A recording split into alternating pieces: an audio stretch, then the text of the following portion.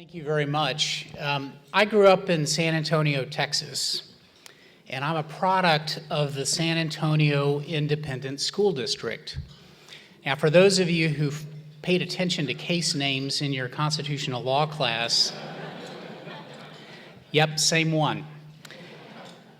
And the Supreme Court's ruling in 1973 that foreclosed claims that the Equal Protection and Due Process Clauses protect the rights of the poor to constitutionally adequate school funding was something that I felt very personally when I graduated from high school at Thomas Jefferson High School in 1979, because I watched the decline and the disparity that grew between the richer school districts in San Antonio and the poorer ones, like the one where I graduated. And so my participation in the ACS board is with the hope of advancing constitutional ideals and values that will work for all in making our country stronger and more just. Now, as a transplanted Texan, because I live now here in the Washington area, when our next speaker vaulted onto the national scene 2 years ago, I began following her advocacy of progressive issues with great interest. Like me, Wendy Davis was raised by a single mom who faced a lot of adversity. Because of her own experiences, she understands many of the challenges that people face and has worked as a city council member and state senator to promote policies that put people first. Although she was unsuccessful in her bid to become Texas's first Democratic governor in 20 years, Wendy shattered records in both fundraising and volunteer recruitment. Wendy and her pink sneakers, and we have a member here who showed off her own pink sneakers before the lunch, became iconic figures in the fight for women's reproductive freedom when she filibustered Texas Senate Bill number 5, which included a number of restrictions on women's access to abortion care. That bill eventually passed, leading one newspaper to write, "Wendy Davis won the battle, but Rick Perry won the war." Well, I believe that newspaper got it wrong. I believe that the struggle for women's rights continues, that Rick Perry has not won that war, and that Wendy Davis will continue to be a leading force in that fight. Please join me in welcoming Wendy Davis.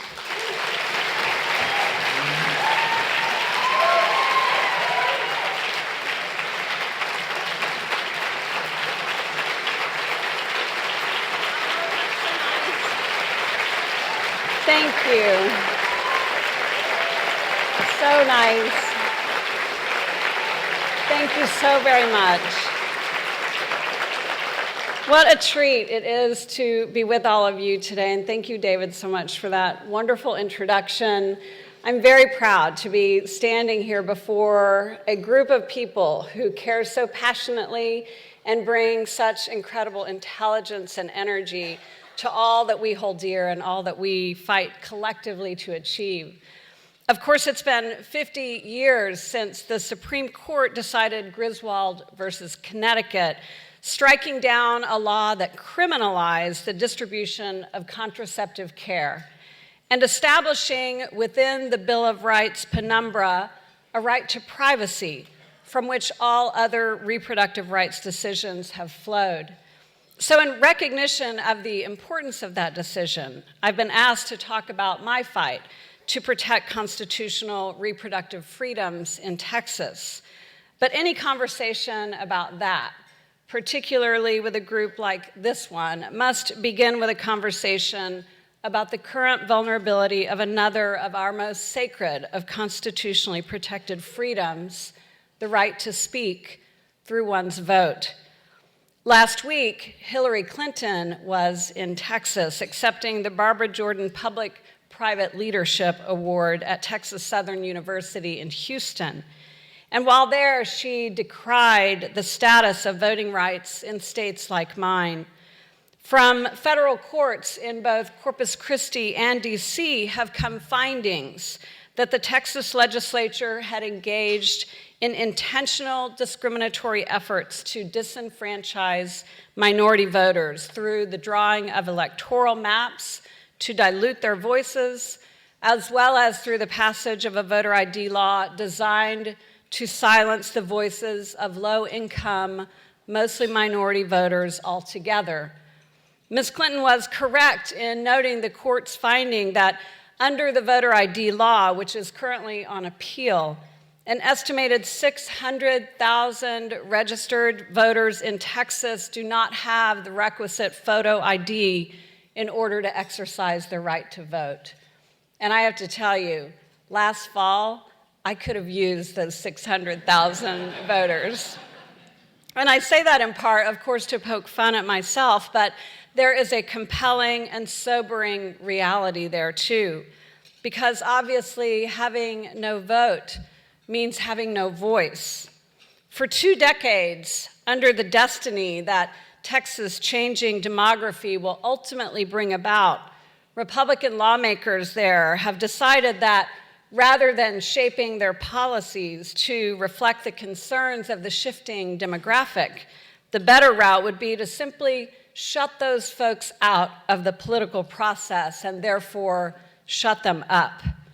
Through the cracking and packing of minority voters in hyper-gerrymandered districts, Republican lawmakers have assured that minority voices will be largely muted, and through the voter ID law that essentially reimposes a long-ago rejected poll tax on citizens who cannot afford the underlying documents to get an ID, Texas lawmakers now feel that they have the freedom to thrust headlong into right-wing ideological policymaking. This is all made possible by silencing the voices of folks that would otherwise hold them accountable for their actions at the ballot box.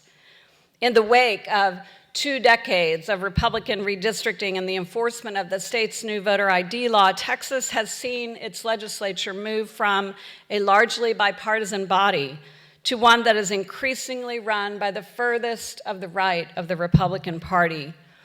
Evidence of that comes from their actions in the most recent legislative session.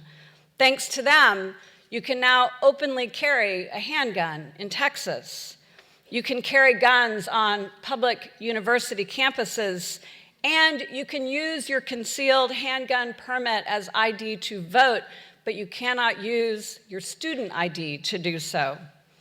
Public education funding, increasingly important to the burgeoning population of minority students, continues to be among the worst in the nation, even though the state is flush with cash, ending this legislative session with approximately $3 billion in general revenues unspent and over $10 billion piling up in its rainy day fund.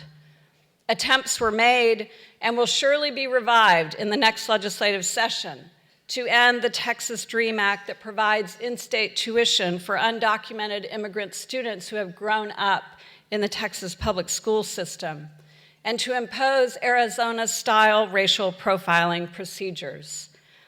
An additional $800 million was put toward border security, even though illegal crossings are at a low, further militarizing Texas border communities in a way that continues to hurt their economies, while resources to assure that access to health care and improved educational outcomes for the predominantly Latino population there are withheld. In 2011, more than 70 family planning clinics closed after their funding was cut, a maneuver that was aimed at bludgeoning Planned Parenthood.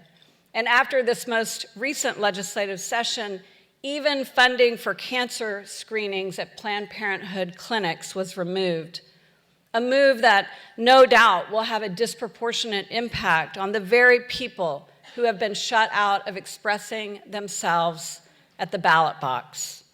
And thanks to the Fifth Circuit's decision a couple of days ago upholding the law that I filibustered in Texas in June of 2013, all but a handful of abortion clinics there are expected to close, and hundreds of thousands of women will lose access to what should be their constitutionally protected rights to abortion care. We often focus on what is happening at the federal level, but states like Texas prove the point that when voter access gets squeezed through state laws designed to silence their votes, a segment of citizenry is silenced and bad policy follows. Huge swaths of people in my state and in other states where minorities have been quieted are not only ignored, but they find themselves at the receiving end of legislation hostile to their ability to improve their lives. Which brings me back to Ms. Clinton's Texas visit last week. While she was there, she asked, "What part of democracy are they afraid of?" We all know the answer to that, of course.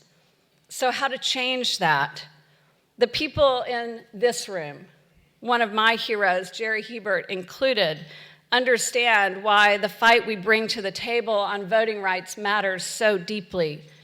Everything follows from that.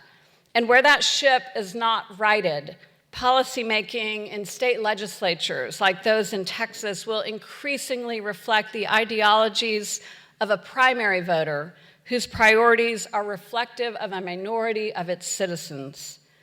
In the face of the current climate, I find myself drawing upon a part of my law school education that made a deep impression on me. In a class I took about the Earl Warren Supreme Court, we were invited to think not just about precedent-building decisions, but instead to consider the people behind them. Who were these 9 white men who made pivotal decisions to end school segregation and interracial marriage bans against the backdrop of a hostile state legislatures throughout much of the country? How did Earl Warren put together a unanimous decision to do those things? His example showed us the power of tapping into deeply held values, which he was able to successfully achieve with his colleagues, though admittedly, some were harder than others. But with each, he worked to step into their shoes and find ways to draw from them the core beliefs and values that would help them arrive at these difficult decisions, appealing to their common and deep-seated sense of human justice. His own sense of that, of course, followed from his decision as California's governor to issue the order interring citizens of Japanese descent into camps during World War II. He later wrote about the impact that that decision had made on him, seeing the human toll that his actions had taken with families torn apart and stripped of their dignity. He never forgot it, and it formed a deep part of who he became as a Supreme Court justice. There seems to be little room for that kind of common sense approach in the political arena today. That ability to find common ground, to appeal to each other's shared sense of humanity. But I still hold out hope for it. And it's worth fighting for. If for any reason, because the policymaking that has flowed from politicians elected in gerrymandered, voter-disenfranchised states like mine has taken a particularly hard toll on women. And when lawmakers are indifferent to, or in some instances outright hostile to creating a level playing field for women and their families, communities across this country suffer. Wage stagnation, income inequality, lack of access to affordable childcare, lack of access to educational attainment, lack of flexible work time and paid leave. These issues hit women particularly hard. And yet, the current crop of ideologues turn a deaf ear to those whose votes, if they can vote at all, won't impact them. Add to this the fact that women are being stripped of their ability to exercise their constitutional rights to reproductive autonomy, and the injustice grows. Because women who lack the means to manage their fertility lack the means to manage their lives. It is just that simple. Like the example set by Earl Warren, I think that the women of this country need to come together. We need to work to find that common ground that appeals to something beyond ourselves and compels us to stand up for each other, and not just to stand, really, but to stand in each other's shoes. Because of Jerry Hebert's efforts to successfully fight against lawmakers' attempts to carve up the minority voices in the district that I had the privilege of representing, I was reelected in 2012. So it's really Jerry, as much as the voters, that put me there and gave me the privilege in 2013 of standing and fighting for women who were counting on me to give them a voice. In fact, it was almost exactly 2 years ago, after having been fitted for a catheter in the early morning hours of June 25th, that I rushed out the door of my Austin apartment with a pair of running shoes in my hand. A pair of shoes that would come to represent the power of standing for our beliefs. When I travel the country now, inevitably someone will look down at my feet and ask, "Where are your pink shoes?" Those shoes, like those worn by women every day throughout this country, tell a story about who I am, just as did the well-worn pair of high-heel pumps with the nails protruding through the heels that I wore for several years as a young single parent working 2 jobs to get by. Just as did the shoes that my 15-year-old grandmother wore as she rode across the Texas Panhandle holding the first of her 14 children in her lap. Sturdy, low-heeled leather lace-ups that she had borrowed from her mother to marry in when she was only 13. Or the story that my own mother's white orthopedic comfort shoes told of her when she was a single mom responsible for 4 children working in a low-wage fast food job.